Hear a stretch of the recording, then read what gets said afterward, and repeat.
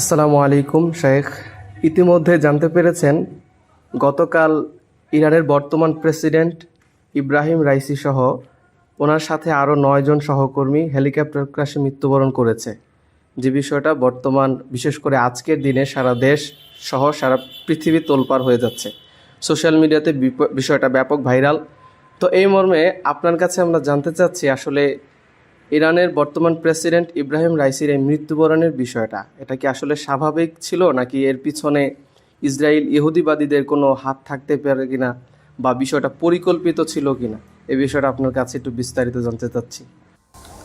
আউযু বিল্লাহি মিনাশ শাইতানির রাজীম। বিসমিল্লাহির রহমানির রহিম। হ্যাঁ, যে প্রশ্নটা এসেছে যে ইব্রাহিম রাইসি ইরানের প্রেসিডেন্টের মৃত্যুটা স্বাভাবিক নাকি প্রাকৃতিকভাবে দুর্যোগ কবলিত আবহাওয়ায় তার হেলিকপ্টার ক্র্যাশে তার মৃত্যু, না এর পিছনে ইসরায়েল বা আমেরিকার হাত আছে কিনা,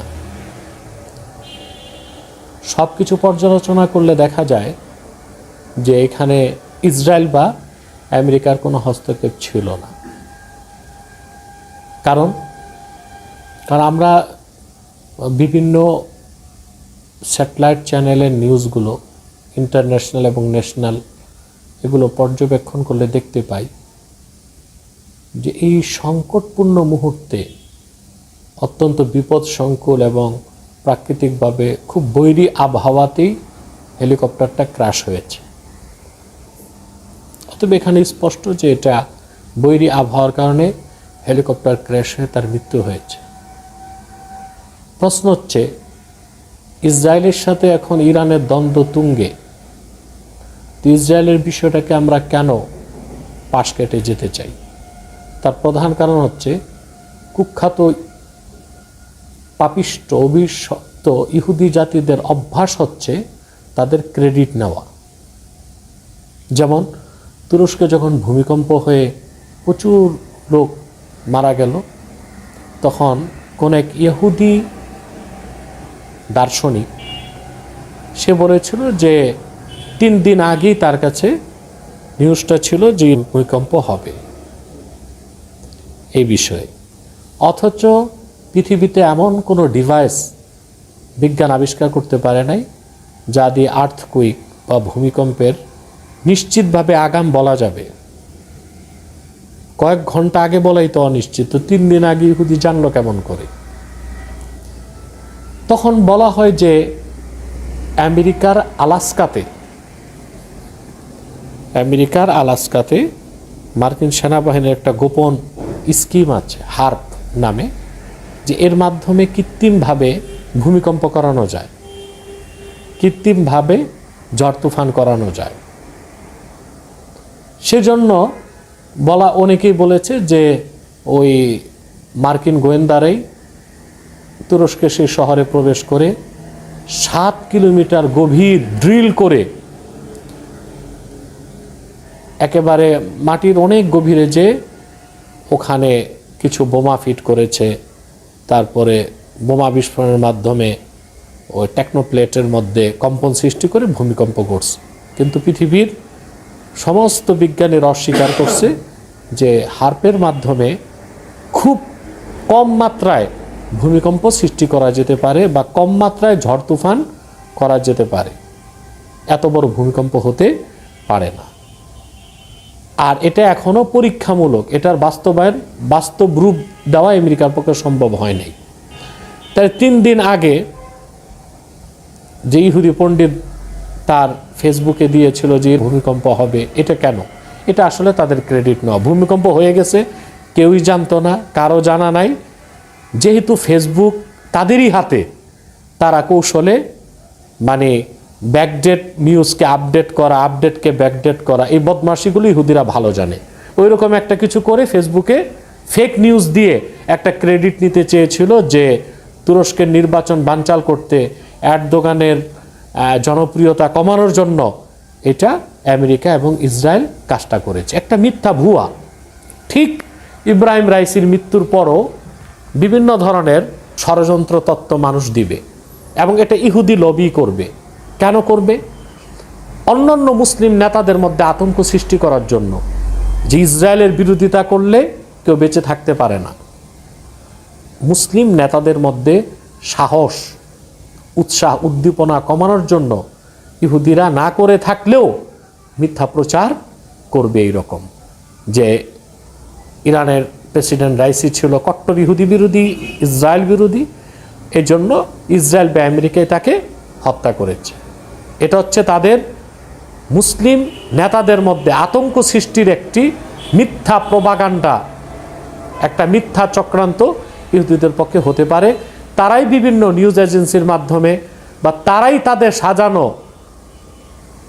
পেইড এজেন্ট, বুদ্ধিজীবী, তাদের মাধ্যমে এইরকম কিছু তথ্য দিতে পারে মানুষকে, যা আমি একেবারে বিশ্বাস করি না এবং মিথ্যা। যদি তর্কের খাতিরে মেনে নেওয়া হয় যে ইসরায়েল কিংবা আমেরিকার পক্ষ থেকে ইব্রাহিম রাইসিকে পরিকল্পিতভাবেই হত্যা করা হয়েছে, সেজন্য ইহুদি বা আমেরিকা কোনো ক্রেডিট পেতে পারে না, তাহলে তো আমি বলবো যে হত্যা করার জন্য ইব্রাহিম রাইসিকে যত অ্যাডভান্টেজেস দরকার ছিল ইব্রাহিম রাইসি তা তৈরি করে দিয়েছে আমেরিকাকে এবং ইসরায়েলকে। তার কারণ এই সংকটকালীন মুহূর্তে একটা বাদ উদ্বোধনে রাষ্ট্রপ্রধানকে যাওয়ার কি দরকার ছিল? এক। দুই, রাষ্ট্রপ্রধান গেল কোথায়? আজারবাইজানের বর্ডারে। অথচ ইসরায়েলের সাথে আজারবাইজানের সম্পর্ক খুব গাঢ় এবং ইসরায়েলের 70% তেল রপ্তানিটা আজারবাইজান থেকেই হয়। অতএব সে জেনে বুঝে আত্মহত্যার পথ তো বেছে নিল, এটাই তো আমি বলবো। তৃতীয়, সে ব্যবহার করছে 50 বছরের পুরনো আমেরিকার বেল কোম্পানির হেলিকপ্টার। একটা প্রেসিডেন্ট তো এইরকম আনসিকিউরড হেলিকপ্টার বা মডার্ন কোনো ডিভাইস নাই শত্রুপক্ষের কিছু ট্র্যাক করার, এটা ইউজ করবে কেন? অতএব যদিও বলা হয় ইরান, ইসরায়েল বা আমেরিকা এই কাজটা করছে, আমেরিকা বা ইসরায়েলের ক্রেডিট নেবার কিছু নাই, কারণ তাকে মারার সব ব্যবস্থা ইব্রাহিম রাইসি নিজেই করে দিছে। অতএব এই বিভিন্ন ধরনের কথা শুনে ইসরায়েল হত্যা করছে বা আমেরিকা হত্যা করছে, এগুলো ছড়ানোর একমাত্র উদ্দেশ্য হচ্ছে মুসলিম নেতাদের মনে আতঙ্ক সৃষ্টি করা। তখন এই ভুল প্রপাগান্ডার কারণে, এই মিথ্যা প্রপাগান্ডার কারণে পরবর্তীতে ইসরায়েলের বিরুদ্ধে মুসলিম নেতারা আন্দোলন সংগ্রাম বা হুঙ্কার দেবার সাহসী করবে না। অতএব এটাকে একেবারেই দৃষ্টির আড়ালে রাখা উচিত।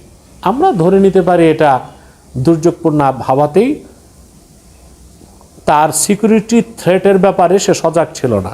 তার যে সিকিউরিটি থ্রেট ছিল এ ব্যাপারে সে মোটেও সজাগ ছিল না, এটাও হতে পারে। তাতে শত্রু সুযোগ নিয়েছে, এজন্য ইসরায়েল বা আমেরিকার ক্রেডিটের কোনো বিষয় নেই। কিন্তু সব কিছু পর্যবেক্ষণ করলে বোঝা যায় যে এটা দুইটার একটা হতে পারে। হয় দুর্যোগপূর্ণ আবহাওয়াতেই হেলিকপ্টার ক্র্যাশ হয়ে তার মৃত্যু হয়েছে, কিংবা রাইসির খুব কাছেই শত্রুপক্ষের কোনো এজেন্ট ছিল যে পরিকল্পিতভাবে, হয়তো হতে পারে সে সুইসাইড স্কোয়াডের সদস্য, সে নিজে মরে রাইসিকে মেরে ফেলছে, এটা হতে পারে। আমি এটা মনে করে থাকি। আর একটা বিষয় হচ্ছে যে আমি এটা অথেন্টিক কোনো নিউজে নিজে দেখি না, আমি শুনেছি যে মৃত্যুর কয়েক ঘন্টা পরই রাইসির হেলিকপ্টার নিখোঁজ এই সংবাদটা চাউর হওয়ার কয়েক ঘন্টার মধ্যে আমেরিকার পক্ষ থেকে বলা হয়েছে যে রাইসিকে হত্যা করা হয়েছে। তদন্ত ছাড়া হেলিকপ্টার শনাক্ত করলো তুরস্কের বায়রাক্তার ড্রোন এসে, তো শনাক্ত ছাড়া আমেরিকা কিভাবে এটা বলল? ওই যে ওদের অভ্যাস হচ্ছে জনমনে আতঙ্ক সৃষ্টি করে দেওয়া। আপাতত আমি এতটুকুই বললাম।